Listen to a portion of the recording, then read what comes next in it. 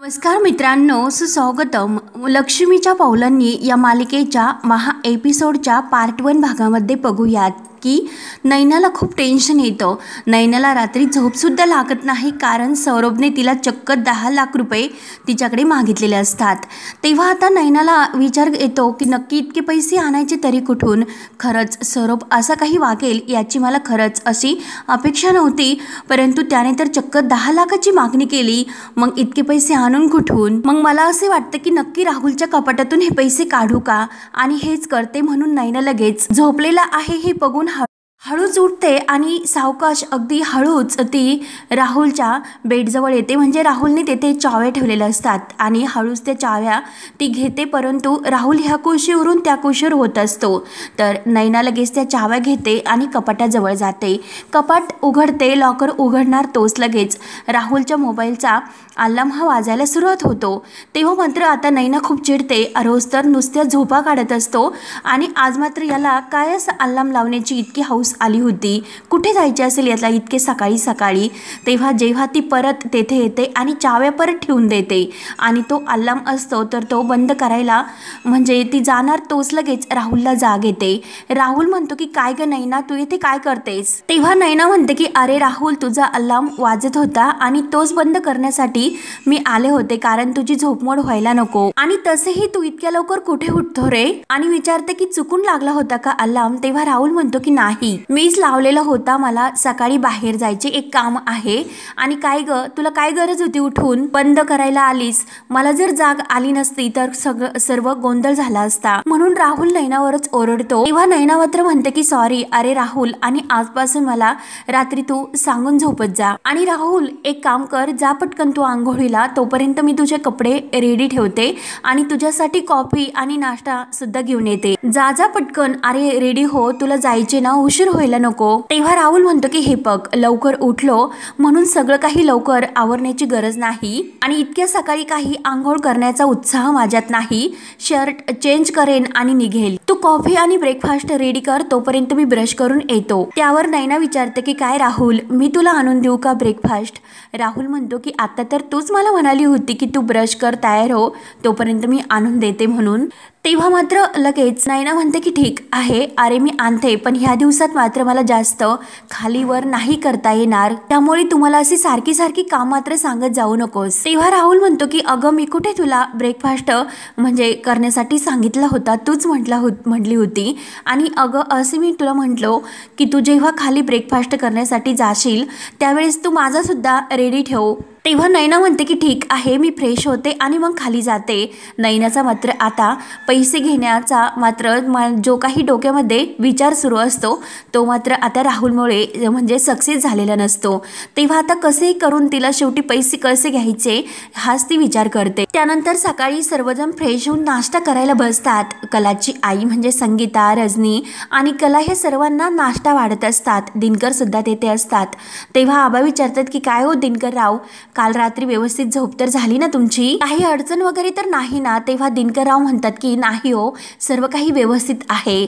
आणि सरोज मात्र रागाने त्या दोघांकडे पाहत असते, म्हणजे आबांचा सुद्धा तिला खूप राग येतो. दिनकरराव म्हणतात की अहो, उलट असे वाटते की तुम्ही सर्वजण आमचा खरंच खूप पाहुणचार केला. त्यावर आबा विचारतात की नाही हो, तुमच्या चेहऱ्यावर जरा टेन्शन आहे म्हणून तुम्हाला विचारतो की काय झाले? सर्व ठीक तर आहे ना? संगीता सुद्धा थोडीशी टेन्शन मध्येच असते आणि कला हे सर्व काम करता करता ऐकत असते. तेव्हा दिनकर म्हणतो की हो हो. तर लगेच रोहिणी विचारते की काय मिस्टर दिनकर खरे, अहो काही टेन्शन वगैरे आहे का तुम्हाला? अहो काल जसं मी तुम्हाला रडताना बघितलं ना, तसं मात्र मी आतापर्यंत तुम्हाला नाही बघितलं.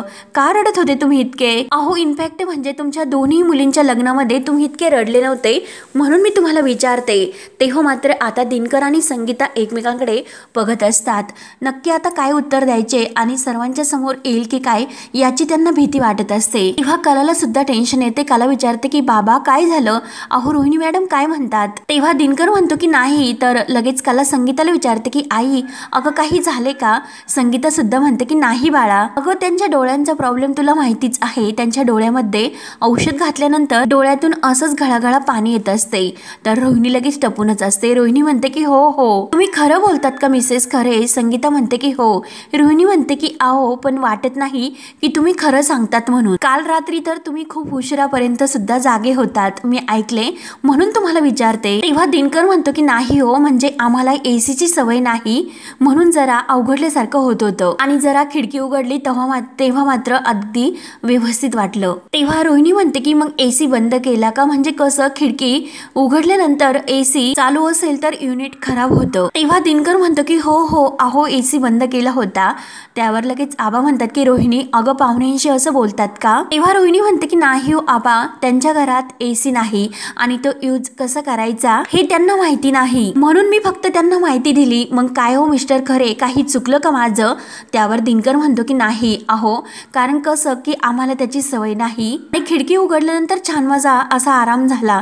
त्यावर आबा हसतात, तुमचा आराम तर झाला ना, ठीक आहे. आणि तसंही आमच्या घराची दिशा ही पूर्व पश्चिम आहे, तेव्हा आमच्या घरामध्ये वारं खरंच खूप खेळतं असतं. त्यावर लगेच रजनी ही काजलला विचारते की काजल अगं तुला काही देऊ का, चहा वगैरे कॉफी. तेव्हा काजल म्हणते की नाही काही पण चालेल. आणि रजनी मॅडम तुम्ही बसा, मी करते, देते तुम्हाला सर्व काही.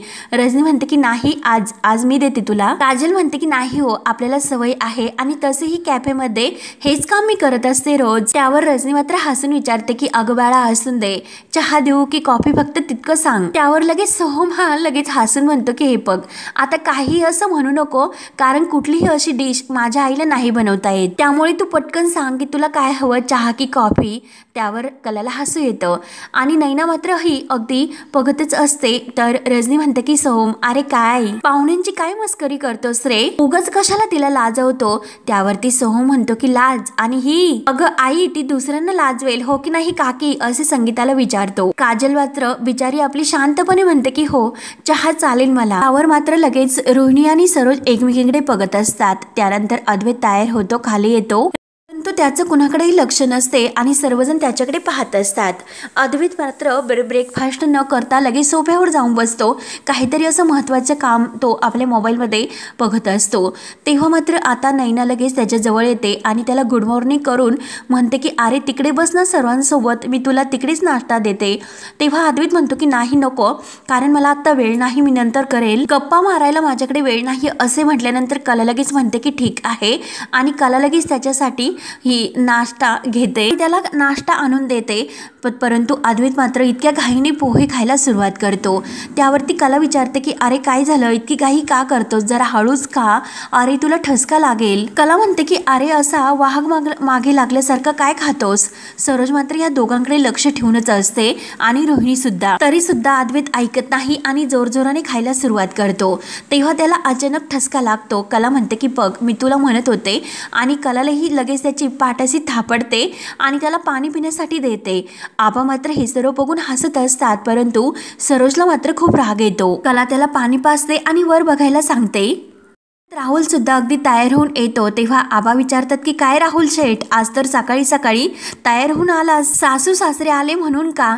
त्यावरती राहुल म्हणतो की नाही आबा, अहो एक काम होतं बाहेर जरा, त्यामुळे लवकर जायचे म्हणून तयार झालो. आबा मात्र खुश होतात, परंतु राहुल तर अद्वैतवर लक्ष ठेवूनच असतो, कारण त्याला अद्वैतच्या मागे त्या पतसंस्थेत जायचं असतं. नक्की अद्वैतचं काय सुरू आहे ते शोधण्यासाठी. कलाही अद्वैतला विचारत असते की चांदेकर अरे काय चाललं तुझं, घास सुद्धा इतके मोठ्याला घेतो, नक्की असं काय महत्त्वाचं काम आहे. त्यावर अद्वैत चिडतो. अद्वैत म्हणतो की हे बघ मला जास्त प्रश्न विचारायचे नाही, जे काही मी करतो ना ते जरा परफेक्टच करतो, त्यामुळे चल होवर बाजूला, म्हणून अद्वैत लगेच निघून जातो.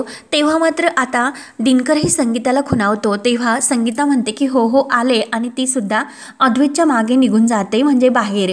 तर लगेच आबा विचार करतात, म्हणतात अरे हा तर दोन शब्द सुद्धा बोलला नाही, वाऱ्यासारखा आला आणि वाऱ्यासारखंच निघून गेला, नक्की असं काय महत्त्वाचं काम होतं.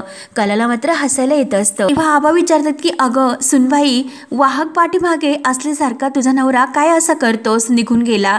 तेव्हा कला म्हणते की आबा अहो मी सुद्धा त्यांच्याशी ह्याच शब्दात बोलले, आणि तो मला म्हटला की मला काम आहे, त्यानंतर मात्र अद्वैत हा जायला निघलेला असतो आणि तो बाहेर आलेला असतो. तो संगीता धावत येते. जावई बाप्पू असा आवाज देते. तर एक बोलायचं होतं अहो तुमच्याशी. तेव्हा अद्वैत म्हणतो की हो बोला की. त्यावर संगीता सांगायला सुरुवात करते की आजपर्यंत माझ्या संसारात खूप काही अशी संकट आली होती. आतापर्यंत ती सर्व संकट मी लोटत माझे संसार इथपर्यंत घेऊन आले, परंतु काल मात्र माझा संसार उघडा पडला हो. आणि तुम्ही मात्र वेळीच धावून आला आणि आम्हाला इतका मोठा आधार दिला, म्हणून संगीता ही अद्वैत समोर हात जोडते. आणि तुमचे हे उपकार कसे आणि केव्हा फेडायचे हे मला नाही समजत हो. त्यावरती लगेच अद्वैत म्हणतो की हे बघा, तुम्ही एकतर माझ्यापेक्षा मोठे आहात आणि माझ्या मोठे असणारे लोकांनी माझ्यासमोर असे हात जोडलेले मला खरंच नाही आवडत. तेव्हा म्हणते की संगीता हो, मी तुमच्यापेक्षा जरी वयाने मोठे असले तरी मात्र तुमच्या मनातील जो स्वभाव आहे त्याचा मोठेपणाला मी हात जोडले. खरंच आहो जावई बापू, तुम्ही एक देव माणूस आहात. तुमचा स्वभाव खरंच खूप अगदी चांगला आहे. आणि आहो आम्ही जास्त दिवस येथे या घरात नाही राहू शकत, त्यामुळे संध्याकाळी आम्ही निघण्याचा विचार करतोय. म्हणजे माझी सुकन्या ताई ही तिकडे परदेशात राहते, परंतु माझी आणखीन एक मावस बहीण येथे आहे. आम्ही तिच्याकडे जरी राहता नाही आले तरी दुसरीकडे आमची राहण्याची सोय करू. तर आजचे दिवस आम्ही इथे राहू. त्यावरती अद्वैत म्हणतो की ओके. आणि मला एक महत्त्वाचं काम आहे, जरा काम करण्यासाठी जावे लागेल. संध्याकाळी मी जेव्हा घरी येईल तेव्हा आपण निवांत बोलूयात. तेव्हा संगीता म्हणते की हो हो. आणि अद्वैत लगेच निघून जातो. तर संगीताला अद्वैतचा खरंच मोठेपणाचा खूप असा अभिमान वाटतो. त्यानंतर मात्र आता कलाने जेव्हा आबांना सांगितल्यानंतर रोहिणी लगेच विचारते की काय ग, मग तू खोदून नाही विचारलं का की अद्वैत कुठे जातोय म्हणून. कला म्हणते की हो ना, विचारलं होतं, परंतु तो फक्त इतकंच म्हणला की मला काम आहे एक महत्त्वाचं आणि मला जायचं म्हणून. तेव्हा आता अद्वैत गेला हे बघून राहुल सुद्धा अगदी नाश्ता न करताच घाईने निघायला सुरुवात करतो. त्यावरती रजनी विचारते की राहुल, अरे तुझा नाश्ता तर अजून तसंच आहे. तेव्हा राहुल म्हणतो की नाही अगं मामी, मला सुद्धा घाई आहे. मी तिकडे गेल्यानंतर म्हणजे खाईनच नाश्ता, आत्ता नको. आणि लगेच राहुल उठतो. तर रजनी म्हणते की अरे कॉफी तरी पिऊन घे. राहुल म्हणतो की नाही मी बाहेर पिईन. आणि राहुल सुद्धा निघून जातो. तर लगेच सरोज म्हणते की मिस्टर खरे, अहो जरा व्यवस्थितच नाश्ता करा, अजिबात लाजू नका. आणि तसेही तुम्हाला लाज तर नाहीच, आणि त्यामुळे लाजू नका असं सांगण्यात काही पॉइंट नाहीच ना, जरा व्यवस्थित खा. तर असे म्हटल्यानंतर आबांना मात्र सरोजचा खूप राग येतो आणि कला ही आपल्या दिनकरला शांत राहण्यासाठी खुणावते. आणि सरोज म्हणत असते की तसंही अद्वैत आणि राहुलने काही नाश्ता केलेला नाही, त्यामुळे तो नाश्ता सुद्धा उरलेला आहे. आणि दिनकर आणि संगीताला म्हणते की हो हो खा, व्यवस्थित खा, अगदी आरामात, म्हणून त्यांना टोमणे मारायचे काही कमी करत नसते. परंतु मात्र आता रोहिणी विचारत पडते की राहुल सुद्धा इतक्या घाईने इतक्या सकाळी कुठे गेला असेल, असं काय महत्वाचं काम होतं त्याचं. आणि तेवढ्याच सरोजच्या मोबाईलवर एक कॉल येतो आणि सरोज लगेच बोलण्यासाठी आतमध्ये जाते. तेव्हा आबा सुद्धा हे दिनकरला म्हणतात की दिनकरराव, मी जरा गोळ्या घेतो आणि आतमध्ये जातो. म्हणून आबा लगेच आतमध्ये जातात. आणि सर्वांचा नाश्ता झाल्यानंतर सर्वजण आपापल्या रूममध्ये जातात. तेव्हा कला खूप खुश असते आणि कला ही बाबांना म्हणते की बाबा, लग्न झाल्यापासून काल मला तुमच्याबरोबर आणि गुंड्याबरोबर खूप जास्त वेळ मिळाला, कारण लग्न झाल्यापासून कधीही मला असं तुमच्याबरोबर वेळ इतका म्हणजे घालावा लागला असं कधीही झालं नव्हतं, त्यामुळे खरंच खूप छान बरं वाटलं. तेव्हा संगीता म्हणते की अगं तुला सरप्राईज द्यायचं होतं ना, म्हणून आम्ही आलो. तेव्हा कला खुश होते आणि आई सरप्राईज का? संगीता म्हणते की हो तेच ते, मी तर म्हटले होते की मी येथे आहेच, मग या दोघांना सुद्धा मी येथे बोलावून घेतले होते आणि तुम्ही येथे आल्याने कलाला सुद्धा खूप आवडेल. आणि काय ग कला, तुला आवडले नाही का? कला म्हणते की नाही आई, मला तर खूप आवडले ग, मला तुम्ही इथे आल्याने आनंद सुद्धा खूप झाला, परंतु आई खरंच तुम्ही दोघं माझ्यापासून काही लपवत तर नाही ना? तेव्हा दिनकर कलाकडे पाहायला सुरुवात करतो, परंतु काजल सुद्धा. तर संगीता लगेच काजलला खुणावते की काही म्हणायचं नाही आणि कलाला काही सांगायचं नाही. दिनकर कलाला म्हणतो की नाही कला, अगं तुझ्यापासून आम्ही काय लपवणार, काही असं नाही लपवत. कला म्हणते की नाही बाबा, मला तसे वाटले, काही घरासंदर्भात आहे का काही? तेव्हा दिनकर विचारतो की अगं कला, मला तर असं वाटतं की तुला काही अडचण तर नाही, आम्ही सर्वजण असे एकत्र इथे राहायला आलोत म्हणून, आणि तसं काही असेल तर सांग, आम्ही माघारी जाऊ. त्यावरती कला म्हणते की नाही हो बाबा, तुम्ही आल्यामुळे मला खरंच काही अडचण झाली नाही, उलट मला खूप छान वाटलं आणि परत कला सॉरी बोलते आणि विचारते की खरंच मी यासाठी सॉरी म्हणते की या सर्वात मी तुम्हाला काही चुकीचं तर नाही ना विचारलं, मला काळजी वाटली म्हणून मी तुमच्याकडे चौकशी केली आणि आता मी दुपारच्या जेवणाची तयारी करते आणि बाबा तुमच्या आवडीची शेवायची खीर करते.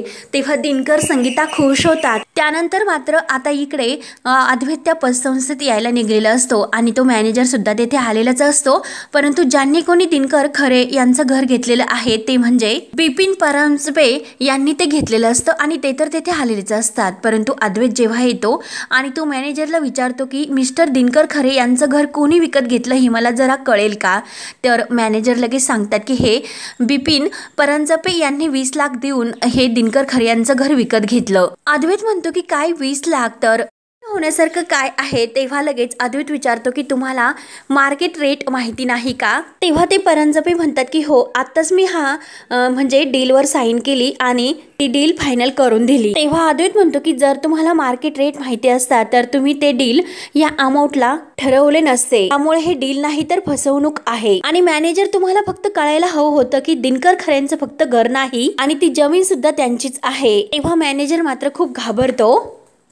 ती अद्वैत म्हणत असतो की घाई गडबडीत तुम्ही असे कुठल्याही अमाऊंटला कुठल्याही डीलला हे फायनल करण्यापेक्षा त्यांना हप्ते जरी तुम्ही पाडून दिले असते तरी सुद्धा तुमचं काही नुकसान झाले नसते. तेव्हा मॅनेजर म्हणतो की साहेब अहो ते दिनकर खरे एका महिन्याला हप्ता भरतात आणि दुसऱ्या महिन्याला हप्ता भरत नाही, मग असा अव्यवहारीपणा कसं काही चालेल, त्यामुळे माझा जॉब सुद्धा रिस्की मध्ये होता म्हणून मिळेल त्या किमतीमध्ये ही प्रॉपर्टी मी विकण्यासाठी काढली होती. आणि तेव्हा लगेच ती बिपिन परांजपे म्हणतात की ती प्रॉपर्टी मला हवी होती आणि ती प्रॉपर्टी मी मिळवली आणि आता मात्र यावर चर्चा नको, हा माझा फायनल चेक. तर लगेच जेव्हा ते हात म्हणजे धरून तो चेक देतात परंतु अद्वैत लगेच त्यावरती हात ठेवतो आणि त्याने काही आता फरक पडणार नाही कारण ही प्रॉपर्टी आता मला हवी आहे असे अद्वैत त्या मॅनेजरला सांगतो आणि ती प्रॉपर्टी विकत घेण्यासाठीच मी येथे आल्याचे सुद्धा म्हणतो. त्यावर ते परांजपे म्हणतात की काय हो काय फालतूपणा लावला असा, आमचं डील चालू असताना तुम्ही मध्येच कुठे घुसतात. अद्वैतने चेक हातात घेतलेला असतो तर तो लगेच त्याला धमकावतो की चेक खाली ठेवा आणि एकतर माझ्या नादी लागू नका. मला बिपिन परांजपे म्हणतात बाहेर जाऊन माझं नाव विचार मग तुला कळेल. तेव्हा अद्वैत म्हणतो की हे बघ तेवढा माझ्याकडे वेळ नाही आणि अद्वैत त्याच्या तोंडावर तो चेक फाडून त्याच्या जवळ फेकतो आणि हे बघ माझं नाव सुद्धा अद्वैत चांदेकर आहे, बाहेर जाऊन कुणाला विचारायची सुद्धा गरज नाही, येथे मॅनेजर आहेत त्यांना विचारा. आणि अद्वैत मॅनेजरला खाली बसायला सांगतो आणि खिशातून आपले चेक काढतो. काळजी करू नका, मी तुमचं काही नुकसान नाही होऊन देणार. ही प्रॉपर्टी 20 लाखाला तुम्ही विकली होती आणि हा 20 लाखाचा चेक आणि जोपर्यंत ही प्रॉपर्टी माझ्या नावावर होत नाही तोपर्यंत मी इथून नाही जाणार. अद्वैत मॅनेजरला पुन्हा त्या परांजपेच्या तोंडावर सांगतो की ह्या डील मध्ये तुम्हाला 10 लाख रुपये फायदा होईल. जर ही डील तुम्हाला मंजूर नसेल तर तुमच्या पतसंस्थेला कुलूप लावायला मला जराही वेळ लागणार नाही. तेव्हा मॅनेजर तर खूप घाबरतात आणि माझं नाव तर तुम्हाला माहितीच आहे त्यामुळे कुठलं डील हे कोणाला फायद्याचं आहे हे तुम्हाला तर माहितीच आहे. तर तो बिपिन परांजपे लगेच इतका रागवतो आणि लगेच तोऱ्यात उठून तेथून बाहेरच निघून जातो. मॅनेजर साहेब तर खूप घाबरलेले असतात आणि अद्वैत जे काही सांगतो अगदी ते खाली मान घालून सर्व काही ऐकत असतात. त्यानंतर मात्र इकडे रजनी संगीता आणि कला किचन मध्ये असतात. संगीता कारले घेते आणि कलाला म्हणते की आज आपण कारल्याची भाजी करूयात. कला म्हणते की काय कारल्याची भाजी, चांदेकरला नाही आवडत कारल्याची भाजी. तर संगीता म्हणते की अगं 8 दिवसापूर्वी केली होती तेव्हा तर जावई बापूंनी खाल्ली होती ग. रजनी हळूच म्हणते की वहिनी अहो खाल्ली नव्हती, खायला लागली होती. संगीता म्हणते की असं म्हणजे कसं, त्यावर रजनी म्हणते की अहो तुमच्या कलापुढे कुणाचं काही चालतं का, अगदी निमूटपणे अद्वैतने खाल्ली. तेव्हा संगीताला हसायला येतं. कला म्हणते की हो हो तेव्हा तर खाल्ली होती परंतु आज मात्र नको अगं. रॉकेटने कालच शेतातून भाजी आणलेली आहे आणि त्याची भाजी करते मी, अद्वैतला खूप आवडते आणि मस्त कांदा खोबरं लावून रुसलुशीत चमचमीत अशी भाजी करते, करू का. तर संगीता आणि रजनी तर एकमेकीकडे बघून हसत असतात आणि संगीता म्हणते की हो त्यांसनी आवडते मग कर बाई. रजनी म्हणते की हो हो चालेल. त्यावर कला म्हणते की आई मग कारल्याची भाजी नकोय आणि त्या दोघे हसत असतात. तेव्हा कला ती घाईने लगेच ती भाजी बनवायला घेते आणि तिची तयारी सुरू होते. परंतु संगीता आणि रजनीला हसायला येत असतं की अद्वैतच्या मनाची किती काळजी घेते, त्याच्या आवडी निवडीची, म्हणून त्या दोघींना आनंद सुद्धा वाटतो आणि हसत सुद्धा.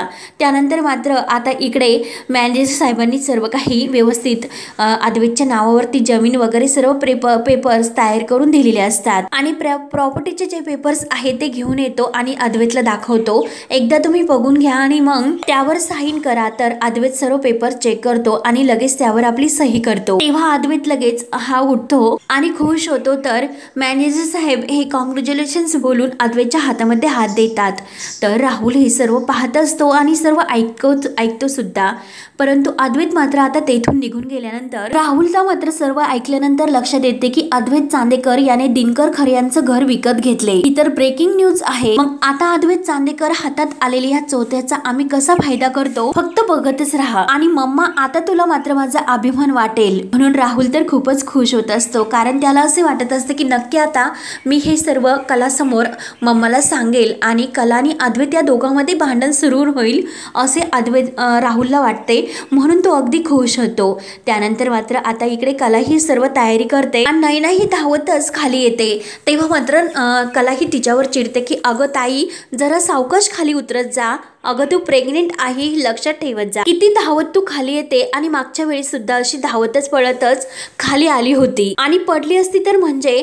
तर नैना ही रागाने म्हणते की कला अगं जरा गप्पच बस आणि जरा ही लेक्चर देणं माझं बंद कर. मी माझं बघून घेईल, तू मात्र तुझं बघून घे. रजनीला मात्र नैनाचा राग येतो. रजनी म्हणते की नैना अगं जरा तुझ्या चांगल्यासाठीच ती बोलते ना, तुला सांगतेस. तेव्हा नैना म्हणते की रजनी मामी अहो तुम्हाला माहिती नाही की दुसऱ्यांच्या गोष्टीमध्ये अगदी नाक खुपसून बोलणं हा आमच्या कलाचा स्वभावच आहे. अगोदर मात्र दुसऱ्यांच्या चुका सर्वांसमोर मांडायच्या आणि मग त्याला बोलायला लागल्यानंतर तिला मात्र आनंद होतो, ही खुश. तेव्हा रजनीला सुद्धा राग येतो. रजनी म्हणते की नैना अगं काही कसे बोलतेस ग, अगं तू प्रेग्नेंट आहे त्यामुळे मी सुद्धा सांगताना तुला हेच सांगितलं असतं की जे कलाने सांगितलं ते. आणि हे बघ आमचं सर्वांचं सोडून दे, परंतु बाई जेव्हा प्रेग्नेंट असते तेव्हा तिला स्वतःची जाणीव असते आणि तू तर काय असे धसमुसे प्रमाणपणाने वागते. नैना ही रजनीला सुद्धा ओरडते की रजनी मामी तुम्ही सुद्धा राहून द्या. आणि काय हो तुम्हीच आता म्हणाल्यात ना प्रेग्नेंट बाईला जाणीव असते, मग ती जाणीव मला तर आहे. स्वतःची अगदी व्यवस्थित मला काळजी घेता येते. आणि जर तुम्हाला आता कला किती ग्रेट आहे हेच बोलायचं असेल तर मी तरी काय बोलणार, शेवटी तुम्हाला कलाचीच बाजू महत्वाची वाटते. तेव्हा मात्र आता कलाला राग येतो. कला म्हणते की नैना ताई अगं जरा तू रजनी मॅडमशी बोलते हे मात्र तू विसरू नकोस. आणि जरा आवाज बघ ना कसा बदलला तुझा. अगं जरा वयाचा मानाचा आदर करायला शिक जरा. तेव्हा नैना रागाने कलाला म्हणते की अगं गप जरा शटअप. आणि हे बघ तुला किती अक्कल आहे याकडे जरा लक्ष दे, दुसऱ्याची अक्कल काढू नकोस. तेव्हा कला म्हणते की हे बघ ताई तुला नाही कळणार आणि तू कुठे बाहेर चाललीस का, जेवायला तू घरात नाही थांबणारस का. नैना लगेच म्हणते की का ग का विचारतेस, तू काही माझ्यावर लक्ष ठेवणार आहेस का, कशाला इतक्या चौकशा तू चालवल्यास. तेव्हा कला म्हणते की अगं ताई जरा तुझी जेवायची वेळ झाली म्हणून मी तुला हे सर्व विचारलं, प्रत्येक गोष्टीचा वेगळा अर्थ काढण्याचा तू बंद कर. तेव्हा रजनी म्हणते की अगं नैना फक्त तुला हो किंवा नाही असं सांगायचं होतं, तेवढंच उत्तर दे, फक्त विषय वाढू नकोस. तेव्हा नैना म्हणते की जर माझं नक्की नसेल, मी बाहेरून जेवून नाही आले आणि जर मला भूक लागली तर मग ही कला काही मला उपाशी मारणार आहे का. आणि समजा जर मी असं सांगितलं की मी घरी जेवायला येते आणि तरी पण मी बाहेरून खाऊन आले तर जबरदस्तीने तुम्ही मला जेवायला लावणार का. तेव्हा कला म्हणते की ताई हे बघ तुझं जरा जास्त खूपच होतं, तू काय इतकी तनतन करतेस ग. अगं जरा प्रेग्नेंट आहे याचा विचार कर, तुलाच त्रास होईल. उलट जाऊन दे मी बघते काय करायचे. तर नैना लगेच म्हणते की हो मी सुद्धा बघते की काय करायचे ते. आणि तोऱ्यात नैना निघून जाते. त्यावर रजनी म्हणते की खरंच अशी काय आहे, एवढे का चिडचिड करत असेल ही. तेव्हा रजनी आणि कला हे दोघी बघत असतात की नक्की कुठे गेली असणार. तर नैना ही थोडीशी पुढे येते आणि विचार करत असते की आता मात्र ह्या राहुलला काही कळायला नको, जराही संशय त्याला नको. राहुल आणि सौरभ जर समोरासमोर आले तर माझं मात्र आता काही खरं नाही. आणि नैना निघून जाते. तेव्हा रजनी ही कलाला म्हणते की अगं वेडाबाई तू नको इतकं वाईट वाटून घेऊ, आपल्याला माहिती आहे की ती कशी आहे. तेव्हा कला म्हणते की रजनी मॅडम माझ्याशी कसंही बोलली, उलटसुलट बोलली याचं मात्र मला वाईट नाही वाटत. या महिन्यात सुद्धा ती प्रेग्नेंट नसल्यासारखं वागते. मी तर असं ऐकलं होतं की बाळ पोटात आहे हे कळल्यापासून मुलीची आई होते, परंतु नैनाताई मात्र तसं काही वागतच नाही आणि तुम्हाला तिचं वागणं जरा विचित्र नाही वाटत का. तेव्हा रजनी सुद्धा म्हणते की हो कला अगं तू म्हणतेस ना ते अगदी बरोबर आहे. म्हणून कला आणि रजनी या दोघींना सुद्धा संशय येतो. तेव्हा आता पुढे काय होणार हे एपिसोडच्या पार्ट 2 भागामध्ये बघूयात. धन्यवाद.